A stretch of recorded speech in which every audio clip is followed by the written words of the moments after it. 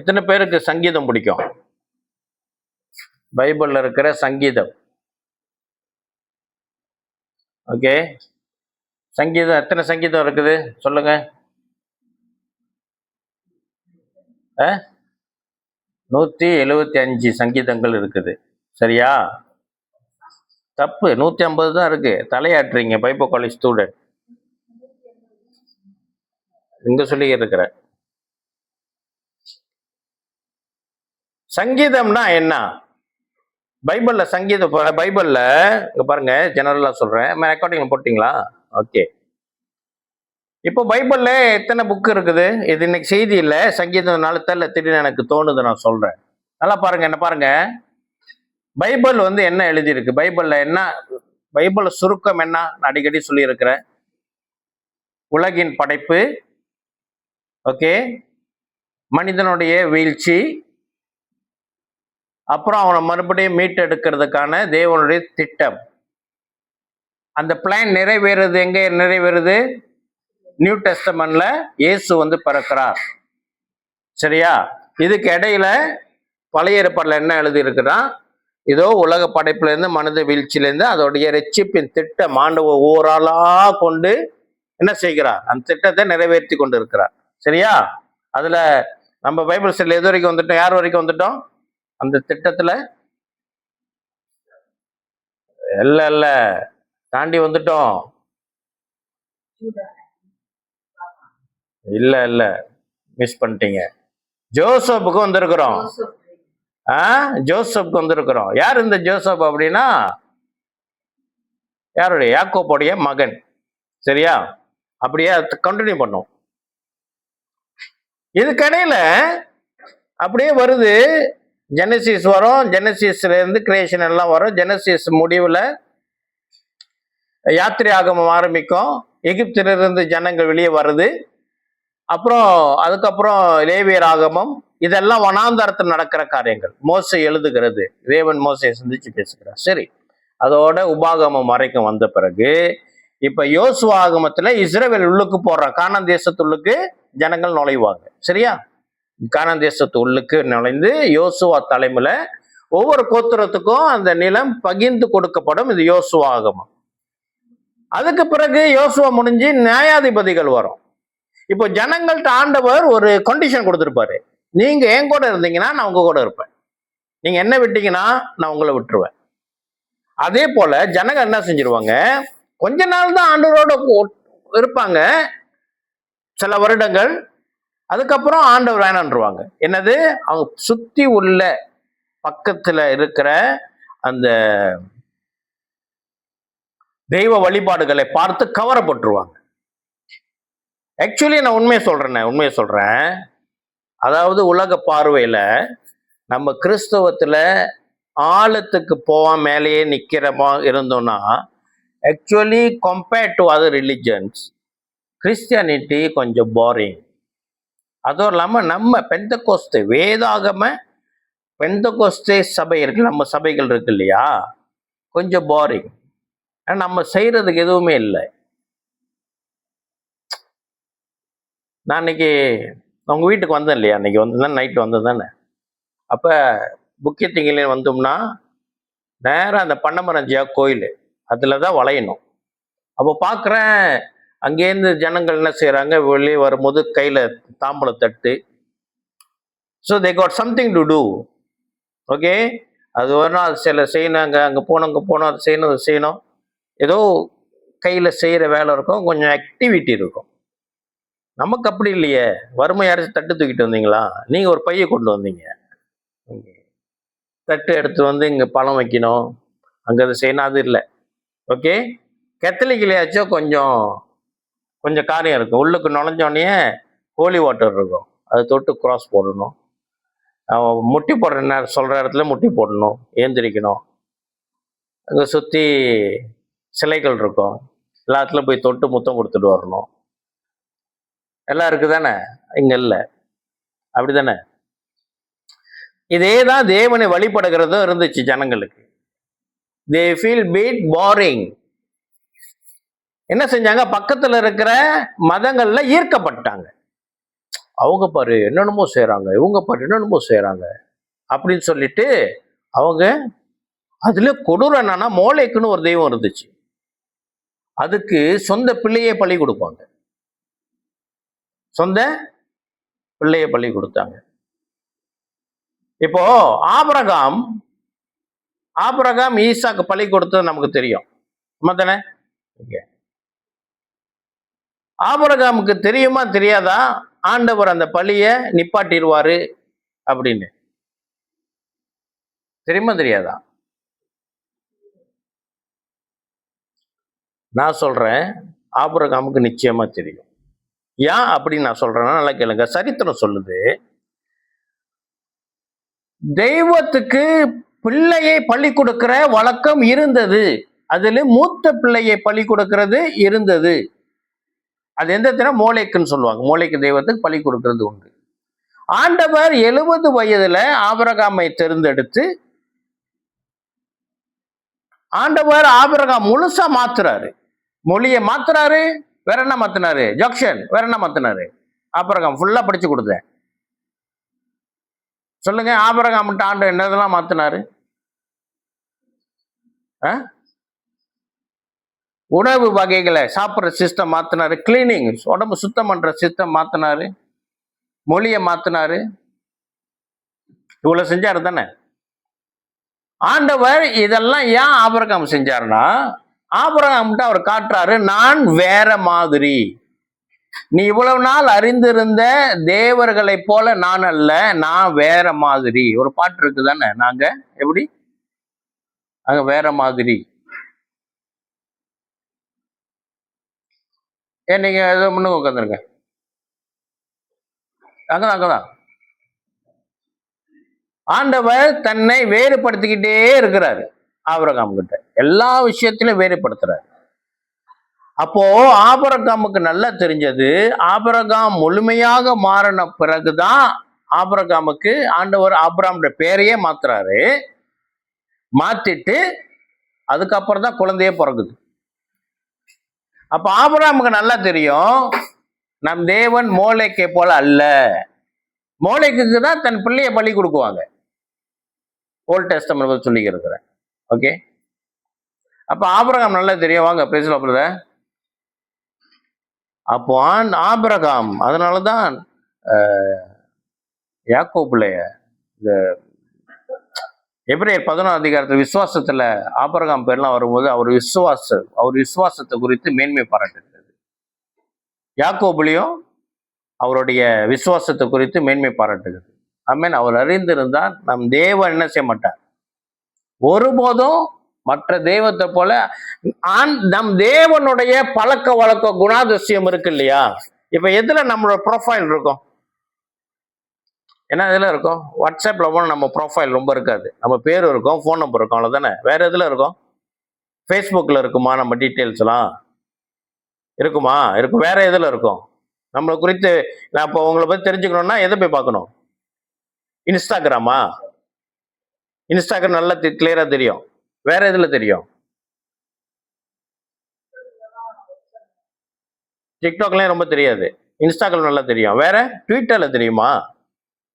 Twitter இருக்கா? அப்ப X தானே. இப்ப எக்ஸ் தான் ட்விட்டர். சரி, இப்போ ஒருவேளை ஒரு ப்ரொஃபைல் எடுத்து போடுவோம், நம் தேவனுடைய குணாதிசயங்கள் ஒரு லிஸ்ட் பட்டியல் போடுவோம். சரியா? இப்ப மற்ற தெய்வங்களுடைய குணாதிசயங்களை வச்சு பார்த்தோம்னா எதுவுமே ஒத்து வராது. ஆண்டவர் வித்தியாசமானவர். ஓகே, ஆகையினாலே ஆபிரகாம் அறிந்திருந்தார், நிச்சயமாய் அவருடைய மகன் ஈசாக்கை அவர் பழி வாங்க மாட்டார், பழியா ஏற்றுக்கொள்ள மாட்டார். தெரியும். ஆமென். விசுவாசத்தின் தகப்பன் யாரு? ஆபிரகாம். சரி, ஆபிரகாம் அப்படியே வராரு. முடிஞ்சு கானான் தேசத்துக்கு போயினாங்க. ஜனங்கள் என்ன செஞ்சாங்க? பக்கத்தில் உள்ள மதங்கள்ல ஈர்க்கப்பட்டு அப்பப்ப ஆண்டவரை விட்டு விலகி போயிடுவாங்க. கற்பனைகளை விட்டு விலகிடுவாங்க. அப்போ ஆண்டவர் அவங்க மத்தியில நியாயாதிபதி ஒரு ஆள் எழுப்புவார். யாராவது ஒரு ஆள். அந்த மாதிரி நிறைய ரொம்ப பேர் எழுப்புனாங்க. பாராக் எழுப்புனாரு, டெபோரால், கிடியோன், வேற யாரு, சிம்சோன், இந்த மாதிரிலாம் ஜட்ஜஸ் ஒவ்வொரு பீரியடுக்கு ஒவ்வொருத்தவங்க எழும்புவாங்க.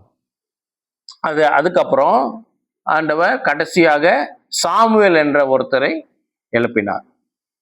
சாமுவேலுக்கு அப்புறம் ராஜாக்களை எழுப்ப ஆரம்பிச்சா. இதெல்லாம் சரித்திரம் அப்படியே வருது. சரியா?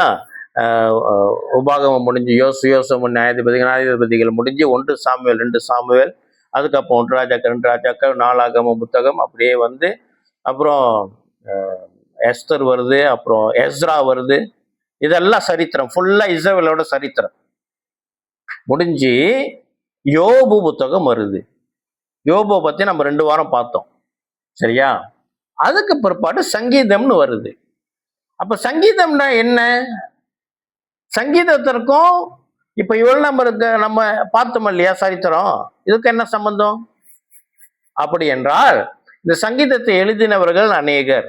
ஆனால் இந்த சங்கீதத்துல அநேக சங்கீதங்களை எழுதினவர் தாவீது ராஜா. தாவீது ராஜா என்ன செய்கிறார்? அவர் வாழ்க்கையின் பிரயாணத்துல ஏதாச்சும் ஒன்று நடந்துருச்சுன்னா அவங்களுக்கு உடனே என்ன செஞ்சிருவாரு? ஆண்டவரை துதிக்க ஆரம்பிச்சிருவாரு. அல்லது அவர் சுற்றி இருக்கிற பிரச்சனைகள் மத்தியில தாவீது ராஜா ஆண்டவர் என்னை எப்படி விடுவிக்கணும், ஆண்டவர்கிட்ட ஒரு கூக்குரல் விடுவாரு. பாருங்க ஆண்டவரே, அவன் இப்படி இருக்கிறான், நீங்க தண்டிக்க மாட்டீங்களா அப்படின்னு சொல்லி அவர் ஒரு கவிதை மாதிரி எழுதுவார். அந்த மாதிரி ஏகப்பட்ட அவர் 75 நினைக்கிறேன் 70க்கு மேற்பட்ட சங்கீதங்கள் எழுதியிருக்கிறாரு. இன்னும் அநேகர் சங்கீதங்கள் எழுதியிருக்கிறாங்க. சங்கீதம் 90 மோசேயானால் எழுதப்பட்டது.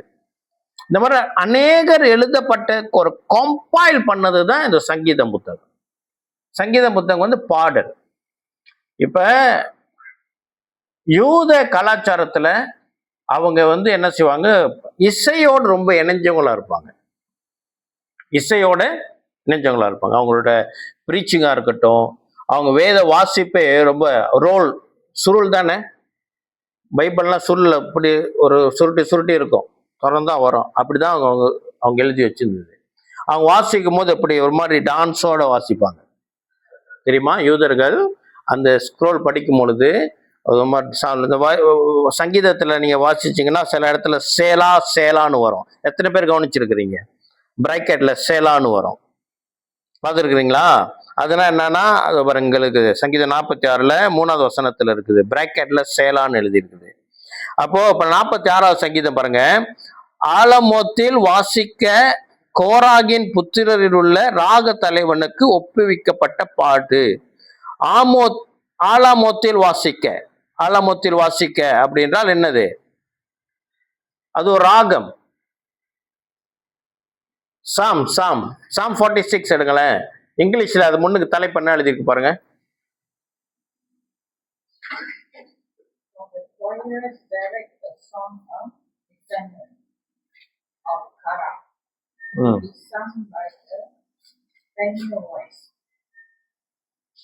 அது வேற ராகம், வாய்ஸ் தானே போட்டிருக்கு. ஒன்னொன்னு ஒரு ராகத்துல இருக்கும். இதுதான் சங்கீதம். ஓகேயா? இது சங்கீதம்.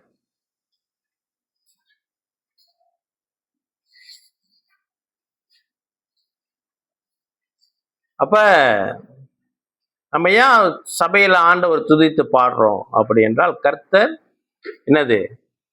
சங்கீதத்தை, இசையை விரும்புகிறவர்.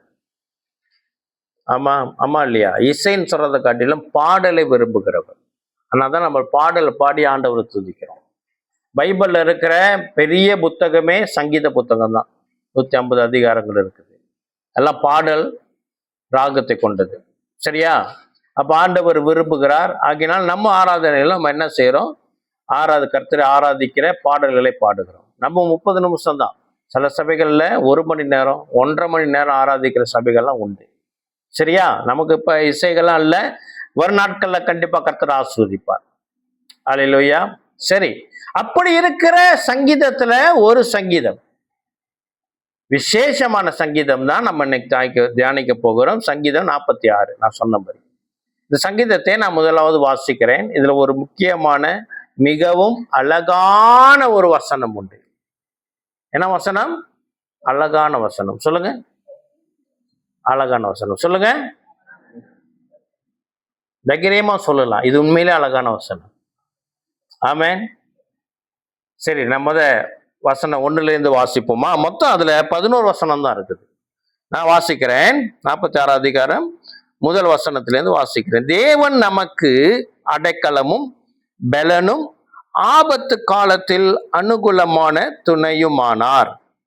மாணவர், ஆகையால் பூமி நிலை மாறினாலும் மலைகள் நடு சமுத்திரத்தில் சாய்ந்து போனாலும் அதன் ஜலங்கள் கொந்தளித்து பொங்கி அதன் பெருக்கினால் பர்வதங்கள் அதிர்ந்தாலும் நாம் பயப்படும். சேலா. ஒரு நதி உண்டு, அதன் நீர்க்கால்கள் தேவனுடைய நகரத்தையும் உன்னதமானவர் வாசம் பண்ணும் பரிசுத்த ஸ்தலத்தையும் சந்தோஷிப்பிக்கும். தேவன் அது நடுவில் இருக்கிறார், அது அசையாது. அதிகாலையிலே தேவன் அதற்கு சகாயம் பண்ணுவார். ஜாதிகள் கொந்தளித்தது, ராஜ்யங்கள் தத்தளித்தது.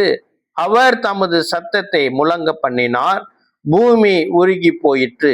சேனைகளின் கர்த்தர் நம்மோடு இருக்கிறார். யாக்கோபின் தேவன் நமக்கு உயர்ந்த அடைக்கலமானவர். சேலா. பூமியிலே பால் கடிப்புகளை நடப்பிக்கிற கர்த்தருடைய செய்கைகளை வந்து பாருங்கள்.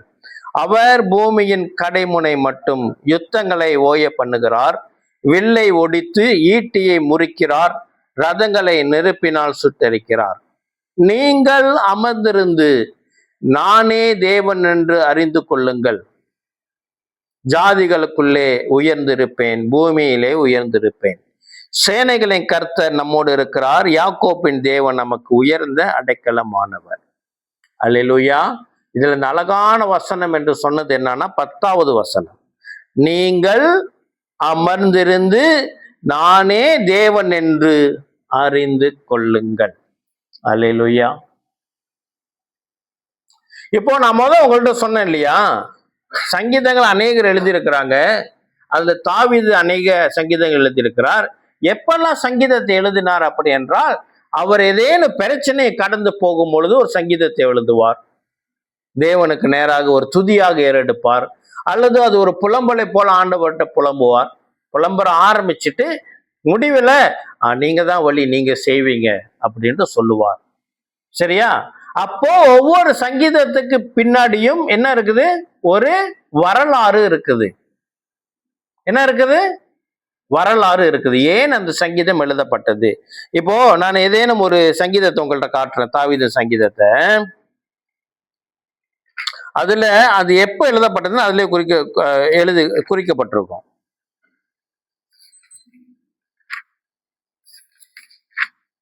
நீங்க பாருங்க, உங்களுக்கு கிடைச்சுன்னா சொல்லுங்க.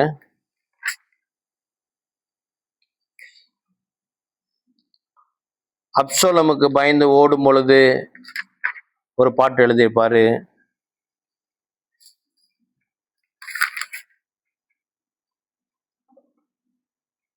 ஐம்பத்தி 54வது சங்கீதம். 54வது சங்கீதத்துல இங்கிலீஷ்ல தலைப்பு போட்டிருக்கா இல்லையான்னு தெரியல. போட்டிருக்கா? சாம்ஸ் 54 எடுங்க.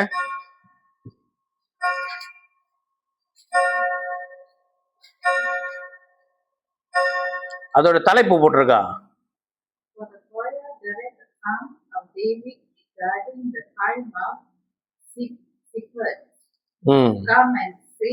ஆமா, ரைட் ரைட். இப்ப இந்த சங்கீதம் 54வது சங்கீதத்தோட பேக்ரவுண்ட் என்ன எழுதிருக்குன்னா, தாவீது தங்களிடத்தில் ஒளிந்து கொண்டிருக்கிறான் என்று சீப்புருவார் வந்து சவுலுக்கு சொன்ன போது நெகினோத்தில் வாசிக்க தாவீது பாடி ராக தலைவனுக்கு ஒப்புவித்த மஸ்கில் என்னும் சங்கீதம். சவுல் துரத்துக்கு இருக்கிறாரு தாவீத. அப்ப அந்த ஒரு இடுக்கமான நேரத்துல தாவீது சங்கீதம் எழுதியிருக்கிறார். அப்படித்தானே? அப்படி போல இன்று நம்ம வாசிக்கிற இந்த 46ஆம் சங்கீதத்திற்கும் ஒரு பின்னணி உண்டு. என்ன இருக்குது? ஒரு பேக்ரவுண்ட் உண்டு. இந்த பேக்ரவுண்ட் எவ்வளவு முக்கியமான பேக்ரவுண்ட் அப்படி என்றால்,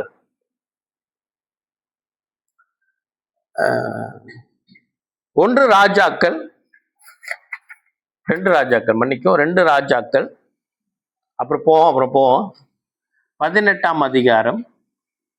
சரியா? 13 19ஆம் அதிகாரம் 37 வரைக்கும் அங்க ஒரு சம்பவம் நடக்குது. என்ன நடக்குது? அங்க ஒரு சம்பவம் நடக்குது. நான் முதல்ல அந்த சம்பவத்தை சொல்லிடுறேன்.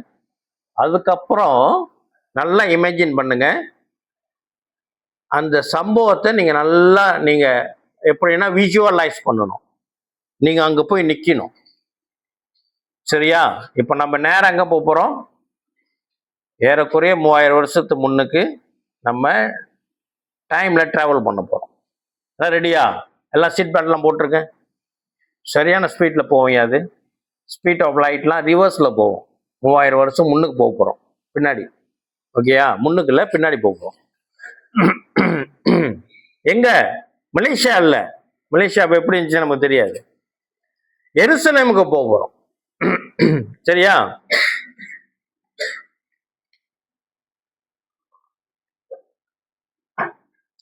ஜெருசலேமுக்கு போக போறோம். 2 ராஜாக்கள் 18ஆம் அதிகாரம்.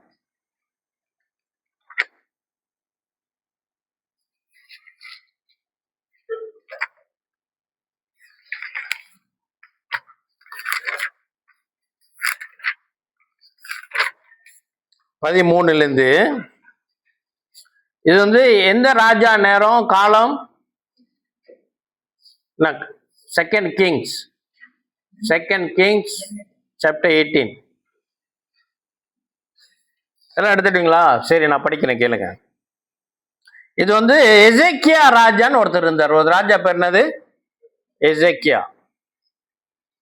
எசேக்கியா காலத்துல நடந்த ஒரு சம்பவம். அவர் ராஜாவா இருக்கிறார். அவர் நல்ல ராஜா. இஸ்ரேலும் சரி, யூதேயாலையும் சரி, கெட்ட ராஜாக்களும் இருந்தாங்க, நல்ல ராஜாக்களும் இருந்தாங்க. இந்த நல்ல ராஜாக்கள் பட்டியல்ல எசேக்கியாவும் ஒருத்தர். சரியா? அவர் காலத்துல அங்க ஒரு சம்பவம் நடக்குது. யூதாவின் ராஜாவாகிய எசேக்கியாவின் 14ஆம் வருஷத்துல அசீரியா ராஜாவாகிய சனகரிப் யூதாவில் இருக்கிற அரணான சகல பட்டணங்களுக்கும் விரோதமாய் அவர்களை பிடித்தான். நல்லா கேளுங்க. சீரியா இன்னைக்கு இருக்கிற சீரியா, ஓகே, அன்னைக்கு இருந்த சீரியா இன்னைக்கு அதே பேர்ல இருக்குது. மற்ற நாடுகள்லாம் பேரை மாற்றப்பட்டிருக்குது. இப்போ அந்த சீரியா எப்படியாக பலத்து இருக்கிறாங்கன்னா, அவங்க அநேக நாடுகளை போயிட்டு கேப்சர் பண்றாங்க. சரியா? ஒரு நாடு இருக்குது, நாட்டுல ராஜா இருப்பாங்க. ஆனா இந்த ராஜ்யம் போயிட்டு அந்த நாட்டை அப்படியே கைப்பற்றி கொள்றது. கைப்பற்றி கொண்டு அங்க உள்ள ஜனங்களை சிதறடிக்க பண்ணுவாங்க. எங்க பண்ணுவாங்க? அவங்க நாட்டோட வளங்கள் அவங்க திருடி கொள்ளுவாங்க. அந்த நாட்டில் இருக்கிற தங்கம், வெள்ளி இதெல்லாம் அவங்க என்ன செஞ்சிருவாங்க? கைப்பற்றி கொள்ளுவாங்க. அந்த நாட்டுல ஜனங்கள் வாழாதபடி இடிச்சு போடுவாங்க. அவங்கள பொறுத்த வரைக்கும் அவங்க மட்டும்தான் இருக்கணும். சரியா? இதுதான் நடந்தது. இப்போ சீரியா நாடு என்ன செய்யுது? அப்படியே ஒவ்வொரு நாடையா அடிச்சுட்டு வந்து இருக்கும் பொழுது இப்ப இஸ்ரவேல் 2ஆ பிரிஞ்சிருக்குது. ஏன்னா வடக்கு ராஜ்யம், தெற்கு ராஜ்யம், நார்தர்ன் கிங்டம், சவுதர்ன் கிங்டம். இவங்க என்ன செஞ்சிட்டாங்க? அசீரியா வடக்கு ராஜ்யத்தை கம்ப்ளீட்டா எல்லாம் பண்ணிட்டாங்க. கம்ப்ளீட் வாஷ் அவுட் பண்ணிட்டாங்க. அங்க உள்ளவங்களை அநேகரை கொன்று அங்க இருக்கிற ஜனங்களை வெவ்வேறு நாடுகளுக்கு அப்படியே செதற பண்ணிட்டாங்க. ஏன் அப்படி அவங்க அனுப்பி விடுவாங்க அப்படின்னா, இவங்களை பிரிச்சு விட்டுட்டாங்கன்னா இவங்களுக்குள்ள ஒத்துமை இருக்காது. இவங்களுக்குள்ள ஒத்துமை இல்லை அப்படின்னா அவங்க இந்த தேசத்துக்கு விரோதமா என்ன செய்ய மாட்டாங்க? இவங்க பலப்பட மாட்டாங்க. புரியுதா? இப்போ ஒரு பிசாசோடைய தந்திரமே இதுதான். அவன் என்ன செய்வான்? குடும்பங்கள்ல குழப்பத்தை கொண்டு வருவான். குடும்பம் என்ன செஞ்சிடும்? குடும்பம் உடைஞ்சிச்சுன்னா தேவராஜ்யம் கட்டப்படாது. தேவராஜ்யத்துல தேவனுடைய மிக முக்கியமான திட்டம் குடும்பம். ஆதாம் ஏவாளையும் கழுத்தை பறைத்து என்ன சொன்னா, நீங்க பழுகி பெருக வேண்டும், குழந்தைகள் பிறக்கணும். இந்த கடைசி நாட்கள்ல பிசாசோட கிரியை எப்படி இருக்குது அப்படின்னா, குடும்பங்கள்லாம் அவனுக்கு பிடிக்கவே பிடிக்காது. குடும்பங்களே இருக்கக்கூடாது. அதனால குடும்பங்களுக்குள்ள ஏகப்பட்ட பிரச்சனைகளை கொண்டு வருவான். அதுல பிசாசு கையாளுகிற ஒரு முக்கியமான கருவி என்னன்னு சொன்னா பொருளாதாரம். இதுல அவன் கையை வைப்பான். கையை வைக்கும் போது குடும்பம் என்ன செய்யும்? உடையும். இன்னொன்னு, குடும்பமே இருக்கிற குடும்பத்தை அவன் சேதப்படுத்துறான். புது குடும்பங்கள் வரக்கூடாது. புது குடும்பம் வரக்கூடாதுன்னு என்ன செஞ்சா புது குடும்பம் வராது? சொல்லுங்க. ஒரு குடும்பம் வருதுன்னா எப்படி ஒரு குடும்பம் ஆரம்பிக்கும்? ஒரு புது குடும்பம் எப்படி ஆரம்பிக்கும்? அவ்வளவு கஷ்டமான கேள்வியா கேட்டேன் திருமணத்துல. ஓகே, இப்ப நவீன நாட்கள்ல புது ஐடியாலஜி, திருமணம் வேண்டாம், லிவிங் டுகெதர். அது பிசாசு, லிவிங் டுகெதர். அதுக்கு மேல என்ன தெரியுமா? ஆணும் கல்யாணம் பண்ணிக்க, பொண்ணும் கல்யாணம் பண்ணிக்க. எல்ஜிபிடிக்கு அவனு திட்டம் என்னது? குடும்பம் வரக்கூடாது, குழந்தைங்க பிறக்க கூடாது. சரியா? ஓகே, அதேதான் என்னது, அசீரியாவும் வந்து இருக்கிற தேசத்துல புகுந்து அந்த ஜனங்கள் எல்லாம் சிதறடிக்கப்பட்டுருவாங்க. அவங்க பாஷை தெரியாத ஊருக்கு போவான், அங்க பொழைக்க முடியாது, அடிமையா கிடப்பான். போய் அவன் எங்க இந்த ராஜ்யத்துக்கு விரோதமா எழும்பி என்ன வாரியரா என்ன மாற போறாங்க? ஒண்ணும் முடியாது. அசீரியா என்ன செஞ்சது? சுத்தி இருக்கிற தேசங்கள்லாம் அடிச்சிட்டு எங்க வந்துருச்சு? இப்ப வடக்கு ராஜ்யத்துக்கே வந்துருச்சு. இஸ்ரேல் உள்ளக்கே வந்து தன்னுடைய பலத்தை காமிச்சிட்டு. அடுத்து எது? சவுதர்ன் கிங்டம் கீழே வரணும், தெற்கு ராஜ்யத்துக்கு வரணும். தெற்கு ராஜ்யத்துல எசேக்கியா ராஜாவா இருக்கிறார். அவன் மேல எல்லாம் அடிச்சுட்டு நல்ல பவரா இப்ப வந்து நிக்கிறான். வந்து என்ன செய்யறான்? 13 வசனம், அரணான யூதாவில் இருக்கிற அரணான சகல பட்டணங்களுக்கு விரோதமாய் வந்து அவைகளை பிடித்தான். பிடிக்க போறான்னு இல்ல, பிடிச்சிட்டான். அரணான பட்டணங்கள் என்னன்னா, அந்த நாட்கள்ல ஒரு பட்டணம் இருக்குது அப்படி என்றால், இப்ப இது சிரியாண்டலாஸ் இருக்குது இல்லையா, சிரியாண்டலாஸ் சுத்தி என்ன செஞ்சிருவாங்க? மதில் கட்டிடுவாங்க, மதில் சுவர் கட்டிடுவாங்க. ஓகே, பெரிய பெரிய செவுறு எழுப்பி கட்டிடுவாங்க. எரிக்கோ செவுறு விழுந்துச்சு, படிக்கிறோம் பைபிள்ல, சரியா? அந்த மாதிரி மதில் கட்டிடுவாங்க. அந்த மதில் எப்படி அவங்க நேரம் வச்சிருப்பாங்க. சில வாசல் இருக்கும், 2 வாசல் 3 வாசல் 4 வாசல் இருக்கும். ஓகே, அது பகல்ல காலையில திறப்பாங்க, இரவுல மூடிடுவாங்க. ஏன்னா யாரும் உள்ளுக்கு வரக்கூடாது, உள்ளேருந்து யாரும் வெளியே போகக்கூடாது. என்ன செக்யூரிட்டி பர்பஸ், பாதுகாப்புக்காக அப்படி வச்சிருப்பாங்க. இப்ப யூதேயாவிலையும் இந்த மாதிரி அரணான பட்டணங்கள் நிறைய இருந்தது. ஓகே, இந்த அரணான பட்டணத்துலதான் அவங்க முக்கியமான தலைவர்கள்லாம் இருப்பாங்க, முக்கியமான ஜனங்கள், நல்ல நாட்டு குடிமக்கள்லாம் இருப்பாங்க. அரணுக்கு வெளியே இருக்கிறவங்க எல்லாம் கொஞ்சம் ஏழைப்பட்ட மக்கள்லாம் வாழுவாங்க. அப்போ ஒரு நாடு வந்து இந்த நாட்டை கைப்பிடிக்குதுன்னா இந்த பட்டணங்களை அவங்க லாக் பண்ணிடணும். சுத்தி அவங்க என்ன செஞ்சிருவாங்க?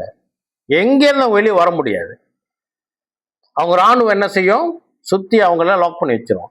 என்ன நடக்கும்? என்ன ஒன்னா, இந்த பட்டணத்துக்கு உள்ள, பட்டணம் சொன்னாலே டவுன் உள்ள வந்து அவங்களுக்கு விவசாய நிலங்கள்லாம் இருக்காது. விவசாய நிலம்லாம் எங்க இருக்கும்? வெளியே தான் இருக்கும். நல்லா இமேஜின் பண்ணி பாருங்க. ஒரு டவுனை சுத்தி வேலி கல்லு கட்டுறாங்கன்னா அது பெருசா இருந்திருக்குமா, சின்னதா இருந்திருக்குமா? நல்லா இல்ல. இப்ப நம்மளே கேட்டட் கார்டட் பாக்குறோம் தானே. இந்த கேட்டட் கார்டட் உள்ளுக்கு கடைகள் இருக்குதா? கடைகள் எங்க இருக்குது? வெளியே தான் இருக்குது. யாராவது அந்த கேட்டட் கார்டட் உள்ளுக்கே ஃபேக்டரி இருக்குதா? வெளியே தான் இருக்குது. ஆபீஸ் இருக்குதா? உள்ள வெளியே தான் இருக்குது. அதே போலதான் இதை இமேஜின் பண்ணீங்க. அதே போலதான் இந்த நாடுக்கு அந்த நாட்கள் என்ன செஞ்சனா, இந்த அரணான பட்டணங்கள் யாருக்கு இருக்குன்னா மக்கள் வாழ்றது மட்டும்தான். அவங்களுக்கு சாப்பாடு வருமானம்லாம் எங்க? வெளியே வயல்லாம் வெளியே இருக்கும். அப்போ இவங்க என்ன செஞ்சிருவாங்க? இந்த இந்த இந்த அவங்களுக்கு விரோதமா வர ராஜாக்கள் அவங்களுடைய வாசல்கள் எல்லாத்தையும் மூடி வெளியே நிக்கிறாங்க ஆயுதத்தோட. இப்ப இவங்க வெளியே போக முடியுமா? முடியாது. அவங்களுக்கு உணவு கிடைக்குமா? உணவு கிடைக்காது. அவங்களோட ஆடு மாடுகளுக்கு உணவு கிடைக்குமா? கிடைக்காது. அப்போ அதுதான், அப்படிதான் இவங்க லாக் பண்ணுவாங்க. இந்த நேரத்துல இவங்க என்ன செஞ்சிருவாங்க? இந்த பட்டணம் அவங்கள்ட்ட போர் செய்ய முடியாத அளவுக்கு தோல்வியை ஒற்றுக்கொண்டு அவங்களுக்கு ஒப்பு கொடுத்துருவாங்க. அவங்க வந்து நுழைந்து அந்த பட்டணத்தை நாசமாக்கி கொல்ல வேண்டிய ஆளுங்களை கொண்டு போட்டு ராஜாவை சிறைப்பிடித்து ஜனங்களை சிதறடிக்கப்பட்டு அங்க இருக்கிற தங்கம் எல்லாத்தையும் அவங்க என்ன செஞ்சிருவாங்க, திருடி கொள்வார்கள். அந்த சூழ்நிலையில இப்ப எசேக்கியா ராஜாவும் ஒரு பட்டணத்துக்குள்ளாக அவர் மாட்டிக்கொண்டு இருக்கிறார். அவர் மட்டும் மாட்டிக்கொண்டிருக்கல, ஜனங்கள் எல்லாம் மாட்டிக்கொண்டு இருக்கிறாங்க. இப்ப அவருக்கு யார் இருக்கிறா? இவங்களால எதிர்த்து ஃபைட் பண்ண முடியாதா? முடியாதா? இவங்கள்ட்ட சோல்ஜர்ஸ் இருக்கிறாங்க, ராணுவம் இருக்கு, சொந்த ராணுவம் இருக்கு. ஆனாலும் அசீரியர்கள் இன்னும் பலமா இருக்கிறாங்க. Very powerful. ஒவ்வொரு நாட்டை அடிச்சுட்டு வராங்க, யாரும் ஒருத்தனை கிட்ட நிக்க முடியல. அதுக்கு என்ன காரணம்னா, ஒன்று நம் கர்த்தர் தான் காரணம். கர்த்தர் தான் அதை அனுமதிக்கிறார். கர்த்தர் அசீரியாவை கொண்டு சில காரியங்களை கர்த்தர் செய்தார். சரியா? இப்ப இங்க வந்து நிக்கிறாங்க. இப்ப எசேக்கியாவுடைய சூழ்நிலை எப்படின்னா, அவர் நாட்டை பாதுகாக்கணும், ஜனங்களை பாதுகாக்கணும், ஜனங்களுக்கு உணவு பற்றாக்குறை ராஜா கையில தான் இருக்கு பொறுப்பு. அந்த சூழ்நிலையை மாற்றி கொண்டு இருக்கிற வேலையில நான் என்ன செய்யறேன், முழு 2 அதிகாரத்தை படிக்காம சில வசனங்கள் நான் வாசிச்சு வரேன். நீங்க போய் வீட்டுல முழு அதிகாரம் 18, 19 கண்டிப்பா படிக்கணும். சரியா? இப்ப 18ஆம் அதிகாரம் 13ஆம் வசனம் படிச்சுட்டோம். அந்த சூழ்நிலை உங்கள்கிட்ட விளக்கி சொல்லிட்டேன். இன்னும் அங்க என்ன நடக்குது அல்ல கேளுங்க, இன்னும் அங்க இப்ப என்ன நடந்து கொண்டு இருக்குதுன்னு நீங்க விளங்கிக்கணும். 17ஆம் வசனத்துக்கு வரேன். ஆகிலும் அசிரியா ராஜா லாகீஸிலிருந்து தர்த்தானையும் ரப்சாரீஸையும் ரப்சாக்கேயும் பெரிய சேனையோட எருசலேமுக்கு எசேக்கியா ராஜாவினிடத்தில் அனுப்பினான். அவர்கள் எருசலேமுக்கு வந்து வண்ணார் துறையின் வழியில் உள்ள மேல் குளத்து சாலக்கத்தன் அண்டையிலே நின்று ராஜாவை அழைப்பித்தார்கள். அப்பொழுது இல்கியாவின் குமாரனாகிய எலியாக்கிம் என்னும் அரமனை விசாரிப்புக்காரனும் செப்னா என்னும் சம்பிரத்தியும் ஆசாப்பின் குமாரனாகிய யோவாக் என்னும் கணக்கனும் அவர்களிடத்தில் புறப்பட்டு போனார்கள். இப்ப பாருங்க, அந்த அசிரியா ராஜாக்கள் இருக்கிற பவர்ஃபுல்லான யாரு? வாரியர்ஸ், சேனாதிபதிகள். எருசலேமுக்கு வந்து எசேக்கியா ராஜா கூப்பிடுறாங்க, வா வெளியே வா. ஓகே, எதுக்கு? கைப்பற்றிக் கொள்வதற்கு. அப்ப ராஜா சில பேர் அனுப்புறாரு, இவங்க போயிட்டு அவங்கள்ட்ட பேசுறாங்க. சரி, 18ஆம் வசனம் வாசிச்சிட்டோம். அடுத்து 18 25 வரைக்கும் அங்க என்ன நடக்குதுன்னா, இந்த இவன் இருக்கிறான் இல்லையா, அவங்க மத்தியில வந்து ரப்சாக்கேயும் ரப்சாக் தான் ரொம்ப பேசுறான். இவனுக்கு என்ன செய்யறானுங்க, இஸ்ரவேல் ராஜாவை குறித்து ரொம்ப கேவலமா தாறுமாறா பேசுறானுங்க. நீ வாசிச்சு பாட்டுங்க, ரொம்ப கேவலமா இருக்கும். திட்டுறானுங்க. உங்களுக்கு என்ன செய்ய போறான், அவனே நம்பி இருக்கிறீங்க, உங்க கர்த்தர் தானே எங்களை அனுப்புனாருங்க அப்படின்னு இங்க திருப்பி பேசுறான். இவன் என்ன செய்யறான், என்ன மொழியில பேசுறான்னா, அசீரியர்களுக்கு சொந்த மொழி இருக்குது. இஸ்ரவேலர்களுடைய மொழி என்ன மொழி? எபிரேய மொழி. ஆனா இவனுக்கு எபிரேய மொழியில பேசுறானுங்க. இவனுக்கு திட்டுறது, இவனுக்கு எபிரேய மொழியில திட்டுறானுங்க. சரியா? 26வது வசனத்துக்கு வந்தீங்கன்னா அங்க என்ன எழுதியிருக்கு பாருங்க. அப்பொழுது இல்கியாவின் குமாரன் எலியாக்கீமும் செப்னாவும் யோவகாசும் ரப்சாக்கேயை பார்த்து, உமது அடியாரோட சீரிய பாஷையில பேசும்.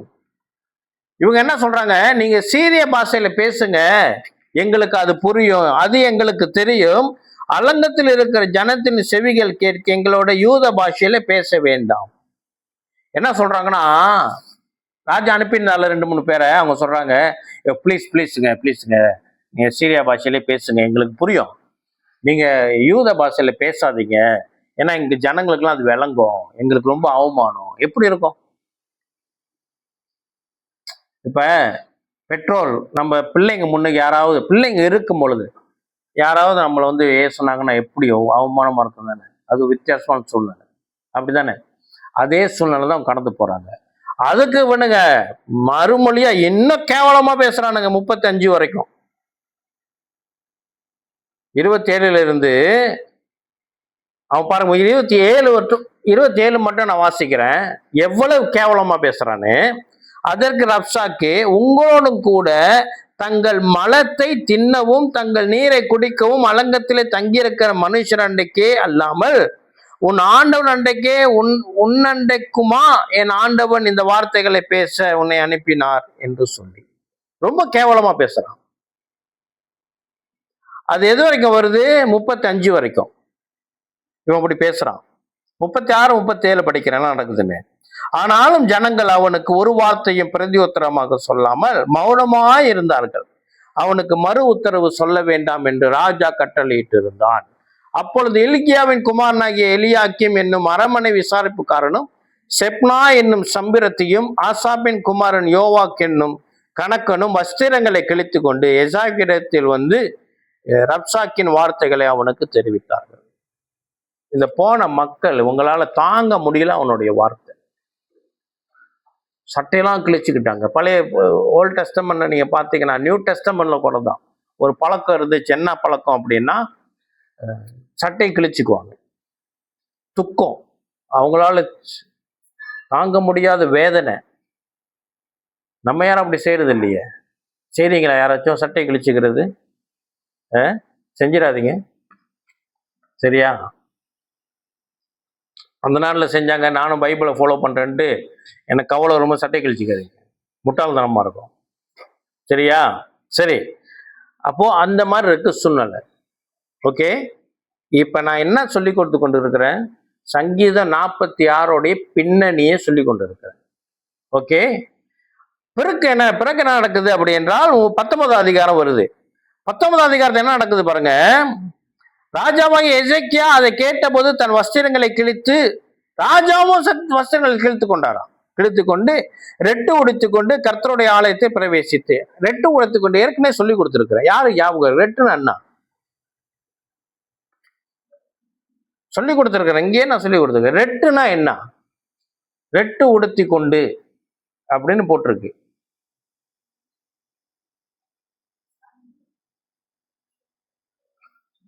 இந்த அரிசிலாம் வாங்கும் போது ஒரு சாக்கு துணி கொடுப்பாங்கல்ல, சாக்கு, அதுதான் ரெட்டு. ரெட்டு எப்போ போடுவாங்கன்னா, துக்கத்துல இருக்கும்போது போடுவாங்க. யாரு துக்கத்துல இருக்கும்போது இந்த சாக்கு துணியை போட்டு நீங்க பார்த்துருக்கிறீங்க? சைனீஸ் இறப்புக்கு பார்த்துருக்கிறீங்களா? போவாங்க. அது இன்னும் அந்த ஏன்ஷியன்ல இருந்த பழக்கம் இன்னும் அவங்க கடைபிடிக்கிறாங்க. ஓகே, அந்த சாக்கு துணி போடுறாங்கன்னா என்னன்னா, தங்களை தாழ்த்துகிறது, கர்த்தருக்கு முன்பதாக தங்களை தாழ்த்துகிறது. அது உடம்புலாம் குத்தம். இவங்களாவது சட்டை போட்டு அது மேல போடுறாங்க. எங்க சொல்லப்படுது என்னன்னா, அது நேரம் உடம்பு போட்டுக்குவாங்க. அவ்வளவு துக்கம். கர்த்தர் முன்னு தன்னை தாழ்த்துகிறது. ரெட்டு உடுத்தி ராஜா அப்படி இருக்கிறாராம். 2ஆம் வசனம், அரமனை விசாரிப்புக்காரனாகிய எலியாக்கீமையும் சம்பிரத்தியாகிய செப்பனாவையும் ஆசாரிகள் மூப்பரி ஆமோத்திக்குமான ஏசாயா என்னும் தீர்க்க தரிசனத்துக்கு ரெட்டு உடித்து கொண்டவர்களாக அனுப்பினார். இப்ப பாருங்க சூழ்நிலை எப்படி இருக்குது. பட்டணங்களை சுத்தி அசீரியா ராஜ்யம் வந்து நிக்குது. எசேக்கியா ராஜாவிடம் இல்லாத சேனைகளும் இல்லை, பலத்த ஆர்மி உண்டு. ராஜா கிட்ட இருக்கு, ஆர்மி இருக்குது, அவங்கள்ட்ட ரதங்களும் உண்டு, வாரியர்ஸும் உண்டு.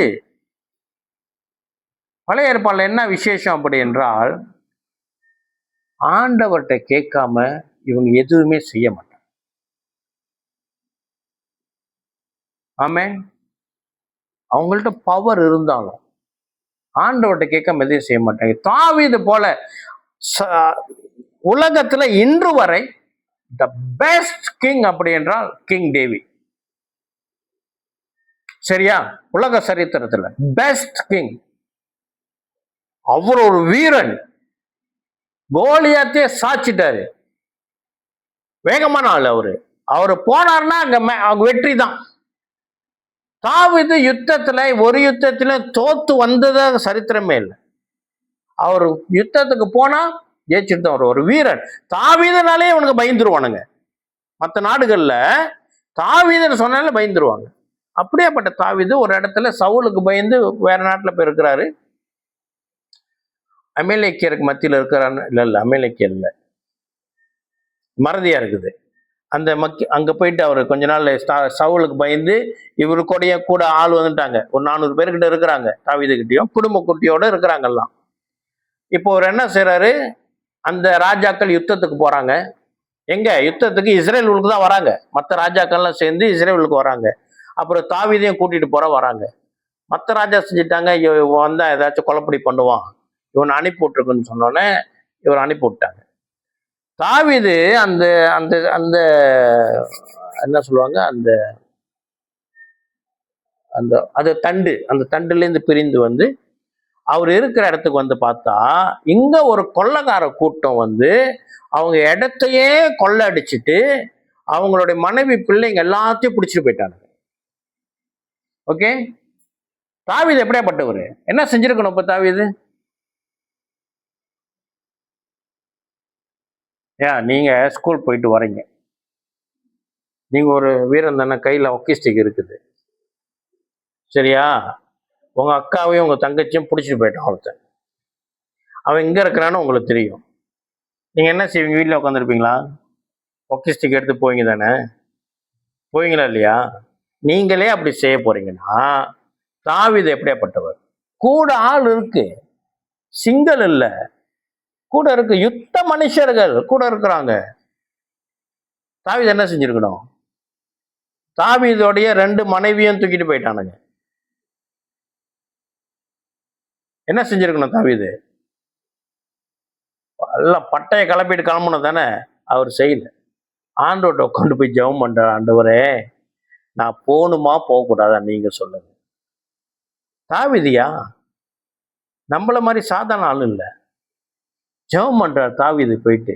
நம்ம சொல்லுவோம் தாவீது யாரு, தாவீதை போல நாங்கள் நடமானா, தாவீதை போல விசுவாசிக்கணும்.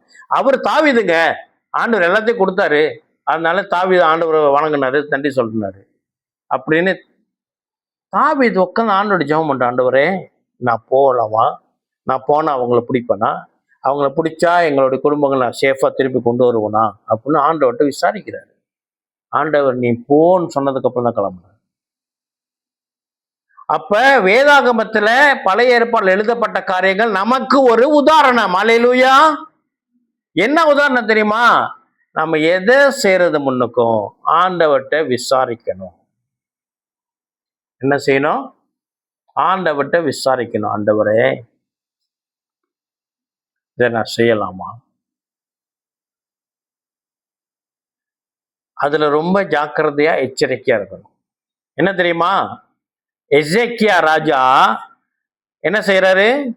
இப்போ சூழ்நிலை வந்துருச்சு, என்ன செய்யணும் அப்படின்ட்டு இவர் கண்டிப்பா ஜெபம் பண்ணியிருப்பார் இல்லையா? ஜெபம் பண்ணியிருப்பார். வசனம் சொல்லுது, அரமனை விசாபனர் எலியாக்கி சம்பத்தி செப்பனாமுத்தின் தீர்க்கதரிசிக்கிறேன் இல்லை, இந்த பாருங்க, ரெட்டு உடுத்து முதல் 19 அதிகாரம் முதல் வசனம், ரெட்டு உடுத்தி கொண்டு கர்த்தருடைய ஆலயத்தில் பிரவேசித்து. எசேக்கியா ராஜா என்ன செஞ்சாரு?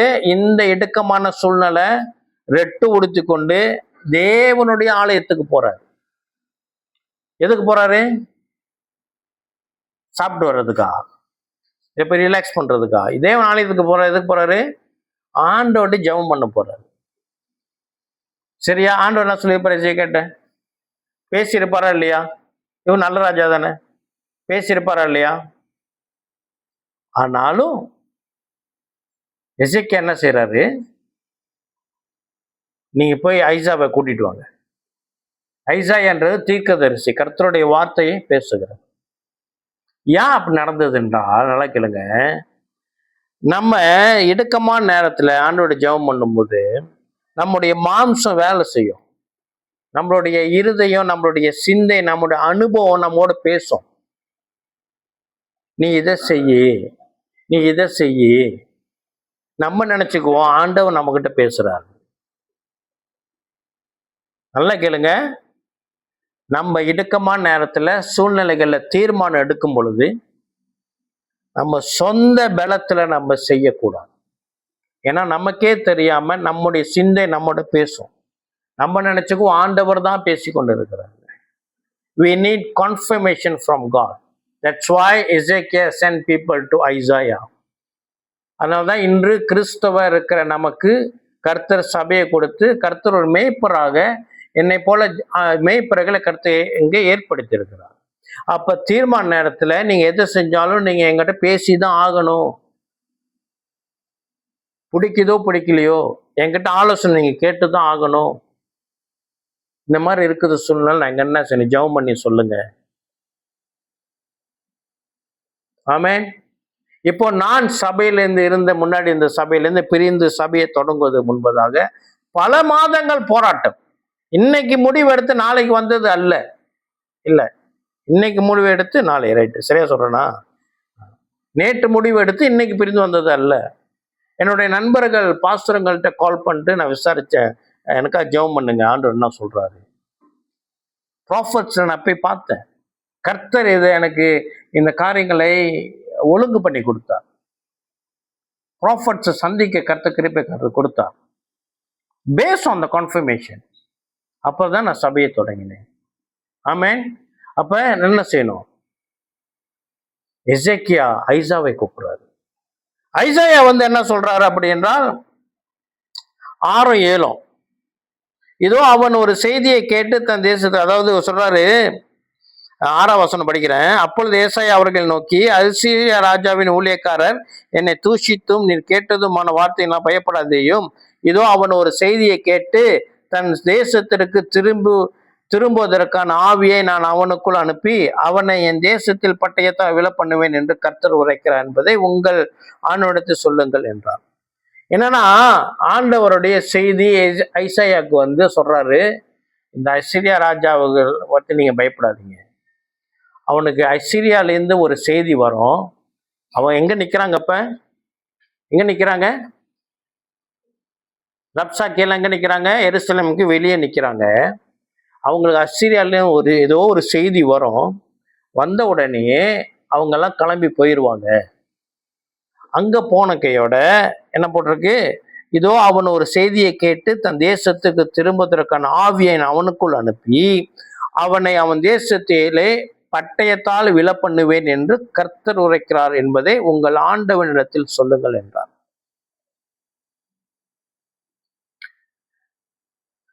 இப்போ எசேக்கியா ஒரு தீர்மானம் எடுத்திருந்தாரு, என்ன செஞ்சிருப்பாரு? எசேக்கியாவே இந்த பிரச்சனையை சால்வ் பண்ணும் அப்படின்னா என்ன செஞ்சிருப்பாரு? சொல்லுங்க.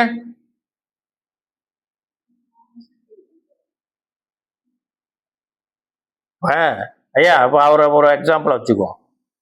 உங்க கையில ஒக்கி ஸ்டிக் இருக்குது. வீட்டுக்கு வெளியே 2 பேர் நிக்கிறான். சரியா? அக்காவையும் தங்கச்சியும் டிஸ்டர்ப் பண்ணிக்கிருக்கான். நீங்க என்ன செய்வீங்க? சரி, நீங்க ஜெபம் பண்றீங்க, ஆண்டவரே என்னுடைய அன்பான அக்கா, என்னுடைய பாசமான தங்கச்சி 2 பேரையும் நான் பாதுகாக்கணும். அப்பாவும் எல்லாம் வேலைக்கு போயிட்டாரு, அம்மா வேலைக்கு போயிட்டாங்க, பாட்டி உட்காந்துருக்குறாங்க வீட்டில். உங்க மனசு உங்கள்கிட்ட சொல்லும். அப்படியே ஒரு லைட் அடிக்கும் ஒக்கி ஸ்டிக் பக்கம், இதை எடுத்துட்டு நீ போ மகனே. எசேக்கியா தானே செஞ்சிருக்கணும். ஆனா ஆண்டவர் குடிக்கிற பொழுது என்னம்மா செஞ்சாரு? அவர் டீல் பண்ணும்போது பிரச்சனை வேற மாதிரி டீல் பண்ணுவார். நீங்க ஒண்ணுமே செய்ய வேணாம். அதுதான் 46:10. இப்ப வாங்க, சூழ்நிலை புரியுதுல? 46:10 ஆண்டவர் சொல்றாரு, நீங்க ஒன்னத்தையும் செய்ய வேணாம், நீங்கள் அமர்ந்திருந்து நானே தேவன் என்று அறிந்து கொள்ளுங்கள். ஹல்லேலூயா. அதுதான் அதோட பேக்ரவுண்ட். அந்த நேரத்துல சொல்லப்பட்ட எழுதப்பட்ட சங்கீதம் தான் இந்த சங்கீதம். ஹல்லேலூயா. எத்தனை பேர் சொல்லுவீங்க ஹல்லேலூயா? ஆமென். when God deals, ஒரு செய்தி வருது, ஒரு பெரிய சேனை, அவனுங்களை அந்த செய்தி ஒரு செய்தி போது, அந்த ராப்சாக்கு எப்படி பேசினான், எவ்வளவு கேவலமா பேசினான். அவனுக்கு ஒரு செய்தி, அந்த ராஜா அங்க ஒரு இது தேவைப்படுறாரு, இவன் அங்க போக வேண்டியன்னு அவசியம். லாகிஸுக்கு போனோம். போன உடனே அங்க உள்ளவனுங்க அவரை போட்டு தள்ளிடுறாங்க. இவங்க எதுவுமே செய்யல, பிரச்சனை சால்வ். நல்ல கேளுங்க கிறிஸ்து பிரியமானவர்களே, மிக அன்போடு அக்கறையோடு சொல்றேன். அக்கறையோட ஒரு பிரசங்கம் என்று சொல்லல, அக்கறையோட சொல்றேன். அமர்ந்திருந்து அப்படின்னா இவங்க அமர்ந்திருந்த சூழ்நிலை எப்படி இருக்குது அப்படி என்றால், நம்ம வழக்கமா பயன்படுத்துகிற அமர்ந்திருந்து என்ற வார்த்தை இங்க பயன்படுத்தப்படல. எபிரிய மொழியில ஹார்பு என்ற வார்த்தை இங்க பயன்படுத்தப்பட்டிருக்குது. அமர்ந்து இருந்துன்னா இப்ப நீங்க எல்லாம் உட்கார்ந்து இருக்கிறீங்களா, அது இல்ல. தமிழ் அதுவும் அமர்ந்து என்ன செய்றீங்க, அமர்ந்து இருக்கிறேன், உட்கார்ந்து இருக்கிறேன் அப்படின்னு சொல்றது. ஆனா இங்க சொல்லப்பட்ட வார்த்தை அமர்ந்திருந்து, பி ஸ்டீல், ஆங்கிலத்துல பி ஸ்டீல். ஹார்பு என்றால் என்ன, விட்டுருங்கய்யா, என்னால முடியல, டோட்டல் சரண்டர். அமர்ந்திருந்து, you let go everything, relax. நீ ஒன்னும் அழட்டிக்காத, ரிலாக்ஸ், விட்டுரு.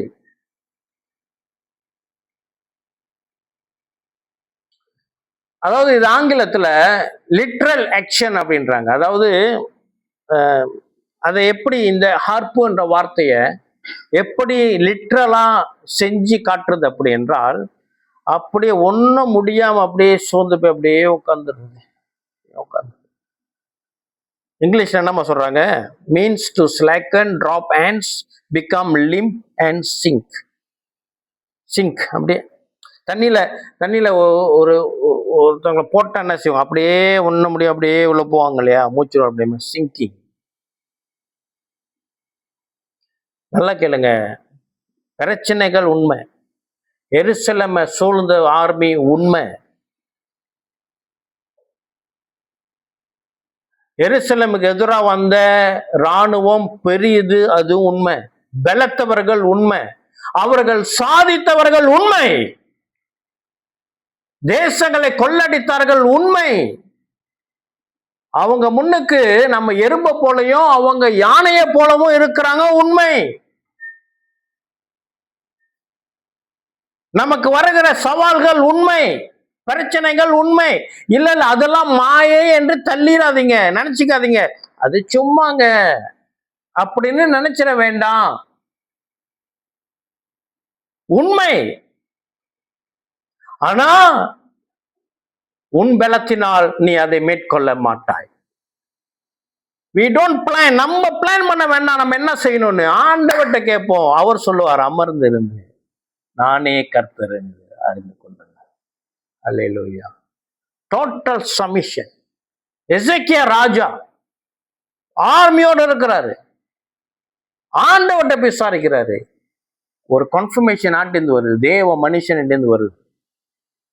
ஒரு எசேக்கியா ராஜா கிட்ட ஒரு தாழ்மை, ராஜா அவர்கிட்ட ஒரு தாழ்மை இருக்குதுன்னா நம்ம கிட்ட தாழ்மை இருக்கணுமா இல்லையா? பிரச்சனைகள் மத்தியில எனக்கு தயவு செய்து கால் பண்ணி சொல்லுங்க, என்னோட கூட பேசுங்க, கர்த்தர் சமூகத்துல விசாரிப்போம். என்னோட வேலை டைட் ஷெட்யூல், எஸ் அதெல்லாம் உண்மைதான். ஆனா என் கர்த்தர் எனக்கு பிரதானமா கொடுத்திருக்கிறது இந்த ஊழியம்.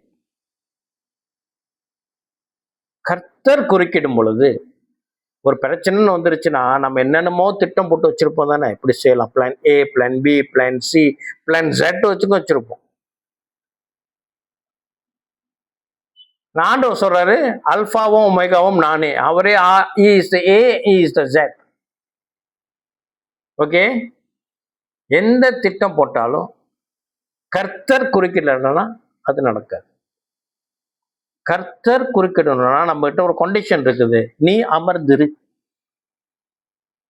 அமர்ந்திருந்தாதான் அவருடைய செயலை நான் பார்க்க முடியும். எசேக்கியா ராஜா எப்படி அமர்ந்திருந்தாரு? என்னது, ரெட்டு உடுத்தி சூழ்நிலை உண்மையில தாக்குது, என்ன செய்யணும் தெரியல, உட்காண்டாரு. சொந்த பலத்தை நம்பல, கர்த்தரை விசாரிக்கிறார், தேவ மனுஷனை நாடுகிறார். தேவ மனுஷனிடமிருந்து அவருக்கு ஒரு செய்தி வருகிறது, அமர்ந்திருந்து நானே கர்த்தர் என்று அறிந்து கொள்ளுங்கள். ஹல்லேலூயா. கர்த்தர் நல்லவர். ஆமென். ஆமென். கர்த்தர் நிச்சயமாய் குறுக்கிடுவார். பிள்ளைங்களா இருந்தாலும் சரி, அடால்ட்ஸா இருந்தாலும் சரி, நம்ம குடும்ப பெற்றோரா இருந்தாலும் சரி. என்னது, நமக்கு ஏகப்பட்ட பிரச்சனைகள் உண்டு. அமர்ந்து அந்த கர்த்தர் சமூகத்துல போயிட்டு நம்ம புலம்ப வேணாம். ஆண்டவரே எனக்கு இவ்வளவு இருக்குது, ஐயோ உங்களை பார்த்து எனக்கு வீட்டுல இவ்வளவு பிரச்சனைங்க, எனக்கு இங்க பிரச்சனைங்க, புலம்ப வேண்டாம். கர்த்தரிடம் போயிட்டு உட்காந்துருங்க. அமர்ந்திருந்து கர்த்தர் சமூகத்துல போயிட்டு உங்க நேரத்துல அந்த அந்த அந்த அந்த அழுத்தமான நேரத்துல என்ன செய்யறது தெரியாத நேரத்துல நான் உங்களுக்கு ஒரு சீக்ரெட் சொல்றேன். போய் பேசாம உட்காந்துருங்க. நமக்குள்ளாக இருக்கிற பரிசுத்த ஆவியானவர் வாக்கு கடங்காத பெருமூச்சு வார்த்தைகளோடு என்ன செய்வாராம், ஆண்டவரோட பேசுவாராம். நம்மளால பேச முடியாது. வாக்குக்கு அடங்காத நம்முடைய துயரம், நம்முடைய துக்கம், அது வாயினால சொல்ல முடியாது, வார்த்தைகளால் சொல்ல முடியாது. ஆனா ஆவியானவர் அதை பரலோகத்துக்கு கொண்டு போவார்.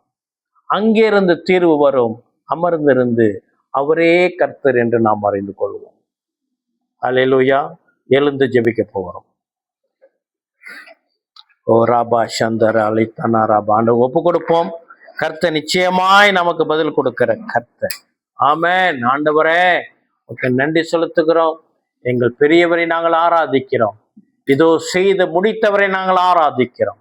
எசேக்கியா ராஜாவின் நாட்களிலே ரப்சாக்கேக்கு எதிராக கர்த்தர் கரம் அங்கு மத்தியில ஓங்கினதுக்காக நன்றி செலுத்துகிறோம். ஆண்டவரே, கர்த்தர் பல விதத்துல சூழ்நிலைகளை மேற்கொள்ள கர்த்தர் காரியங்களை செய்கிறவராக இருக்கிறதுனாலே இது நாளை நாங்கள் விசுவாசித்து ஒப்பு கொடுக்கிறோம். ஆண்டவரே, எங்கள் குடும்பத்திற்கு நாங்கள் பிரதி உத்தரமாக இதோ எபிரேயர் 13ஆம் அதிகாரத்தில் சொல்லுகிற பிரகாரம் வந்திருக்கிற உடைய விசுவாசிகள் குடும்பத்திற்கு உத்தரவாதம் பண்ணி நான் ஜெபிக்கிறேன். ஆண்டவரே, தகப்பன் அவர்கள் வாழ்க்கையில காரியங்களை வாய்க்க பண்ணும்படி ஜெபிக்கிறேன். வசனம் 47 சங்கீதம் 46 10ஆம் வசனத்தை நான் பேசுகிறேன் இயேசுவின் நாமத்தில். நான் அமர்ந்திருந்து அவரே கர்த்தர் என்று நாங்கள் பார்க்கத்தக்க கர்த்தர் சூழ்நிலைகளை புரட்டி போடும்படியாக ஜெபிக்கிறேன். பொருளாதார பிரச்சனைகளை கர்த்தர் புரட்டி போடும்படியாக ஜெபிக்கிறேன். இதோ சரீரத்தில் இருக்கிற குறைபாடுகளின் பிரச்சனைகளை, நோய்களை, பிரச்சனைகளை கர்த்தர் புரட்டி போடும்படியாக ஜெபிக்கிறேன். பிள்ளைகளுடைய அபிவிசுவாசத்தை கர்த்தர் புரட்டி போடும்படியாக ஜெபிக்கிறேன். பிள்ளைகளுடைய கீழ்ப்படியாமையை கர்த்தர் புரட்டி போடும்படியாக ஜெபிக்கிறேன். பிள்ளைகளுடைய கல்வியில இருக்கிற குறைபாடுகளை கர்த்தர் புரட்டி போடும்படியாக ஜெபிக்கிறேன். ஆண்டவரே, வீட்டில் இருக்கிற ஏதேனும் அசுத்தாவிகளை தொல்லைகளையும் கர்த்தர் அப்புறப்படுத்தும்படியாக ஜெபிக்கிறேன். வறுமையை கர்த்தர் அப்புறப்படுத்தும்படியாக ஜெபிக்கிறேன். சமாதான குலைச்சலை கர்த்தர் அப்புறப்படுத்தும்படியாய் ஜெபிக்கிறேன். நாங்கள் அமர்ந்திருந்து நீரே கர்த்தர் என்று அறிந்து கொள்ள நாங்கள் இந்த நாள் ஆர்வமாய் இருக்கிறோம். ஆண்டவரே, எல்லாரும் சொல்லுங்க, எல்லாரும் சொல்லுங்க. நாங்கள் அமர்ந்திருந்து நீரே கர்த்தர். இவ்வளவுதான சத்தம்?